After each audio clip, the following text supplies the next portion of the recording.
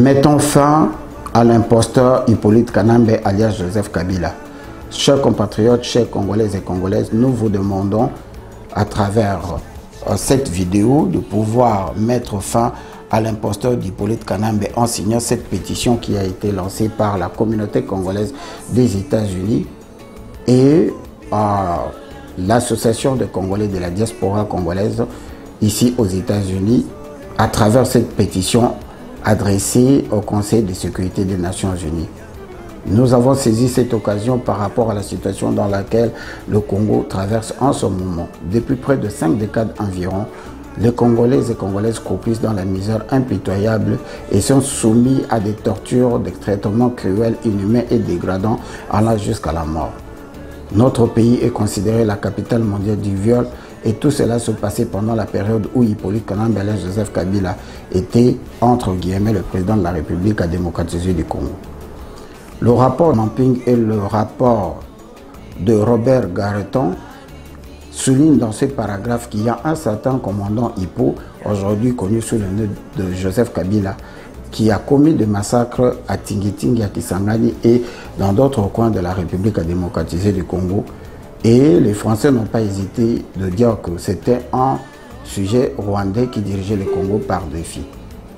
C'est donc dans ce contexte que nous vous demandons de signer cette pétition afin de mettre fin à ce cauchemar que vive le peuple congolais depuis près de 25 ans ou 22 ans environ. Bana somi ekolo Congo epa inyoso bino bozwami tozali kosenga bino bo signer pétition oyo ezali adressé na Conseil de sécurité des Nations Unies. Pétition oyo salami na bande konabino ba Congolais oyo bazali aux États-Unis en général na kati ya communauté congolaise des États-Unis pe na ndeko mesisuel oyo azo faire partie ya collège ya société civile ya communauté congolaise liée na Nations Unies pe lisusu pour na kosenga te bakoka kotia maboko Hippolyte Kanambe pe baninga na ye mosusu ya ba Rwandais, Ougandais et Burundais oyo bakota na mboka na biso bakometa ba crime oyo tozali ko benga ba crime contre l'humanité qui sont des crimes imprescriptibles.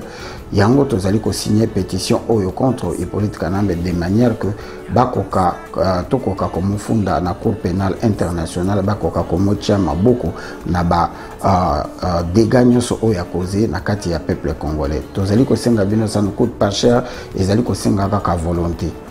Volonté pour nani parce que na situation à Congo tozali ko vivre lelo ezali ko senga moko na kati na biso akoka ko contribuer poto koka ko bimisa mboka oyo na situation ezali tokoki ko tikela ba oyo to tiaki motema to ba oyo peuple congolais akendaki ko voter apesaki pouvoir responsabilité wana te parce que bango bazali déjà lié na kati ya alliance oyo ezali ko continuer ko lia kaka bana ya mboka to ko bomisa toujours bana ya mboka. C'est à nous de prendre la responsabilité. C'est ainsi que nous vous demandons de là où vous vous trouvez un petit geste de rien du tout yako kamata Christian Nayo au pointé ou s'enregistrer au nakati pétition oyo.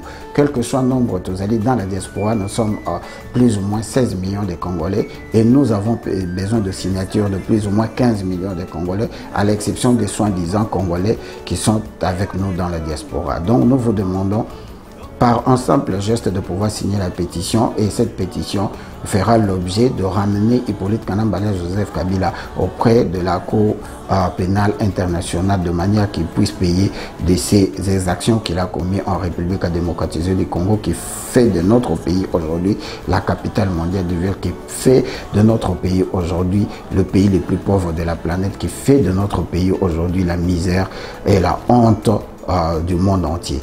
Nous vous demandons très sincèrement, et nous vous disons très sincèrement merci beaucoup pour l'amour du Congo, le Congo d'abord.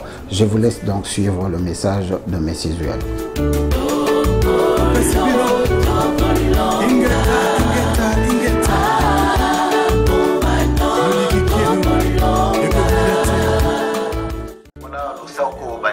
Na Congo mobimba na pesi bino losako na Afrika na Asia na Oceania na Europa pe na kati na Amerika wana pesi bino losako pe lisusu losako na ndeko Gino Will na opportunité opesi ngai ya koya na kati ya éveil patriotique na mokolo na lelo pona kolimbola pétition oyo to lancé. Alors pétition oyo to lancé but nango ezali nini? But nango ezali pona kosilisa imposture pe na examination ya ADN ya Hippolyte Kanambe alias Kabila. Tosali yango pamba te po yango ezali boye. To lancé nanu pétition yango na Conseil ya sécurité ya Nations Unies. Na Conseil ya sécurité ya Nations Unies esika tozali ba membre permanent comme société civile, ba expert oyo ya makambo etali crime contre l'humanité pe génocide.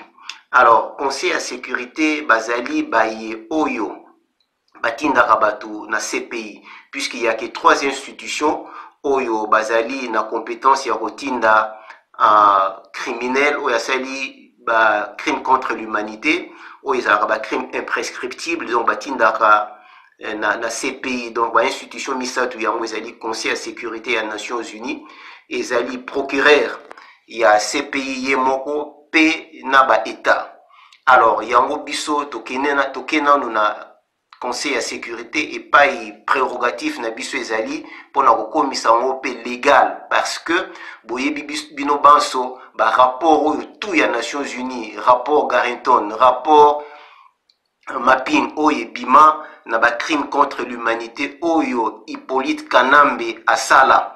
Alors yango nde tokomi na tangu ya lelo nde kotinda pétition yango après avoir ba signature esalemi kotinda kokitisa yango na kati na Congo nde tozali na avocat oyo azolandela ba makambu yango yende moto akokotisa plainte yango na kati, donc accusation akokotisa yango na kati na Congo, et ba document wana nde tokolandela yango tokokotisa yango na Conseil ya sécurité ya Nations Unies.